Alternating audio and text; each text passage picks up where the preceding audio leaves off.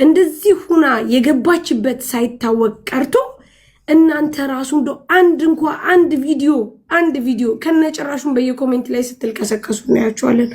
በጣም ታሳፍራላችሁ ሚኪ። እኔ በጣም ነው ያዘንኩት በዚህ ነገር። አብሮ መብላት፣ አብሮ መጠጣት፣ አብሮ መሆን ጓደኝነት በዚህ ልክ ከሆነ በጣም ነው የሚያሳፍረው። ምክንያቱም በነገራችን ላይ አብሮ የበላ ነው አሳልፎ የሰጣት ልጅቷን፣ አብሮ የጠጣ ነው አሳልፎ የሰጣት። በጣም ነው የምታሳፍሩት። ባህና ዞር ከዚህ በኋላ ብትመጡ ራሱ አንሰማችሁም።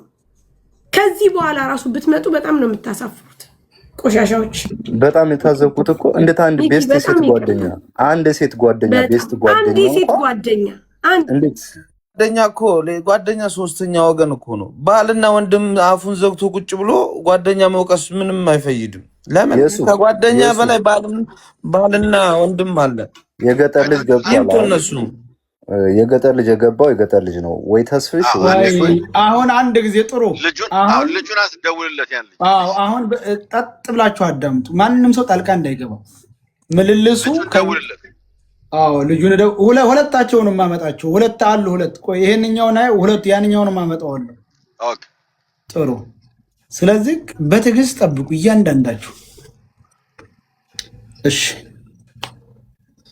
ጥሩ ነው። የገጠር ልጅ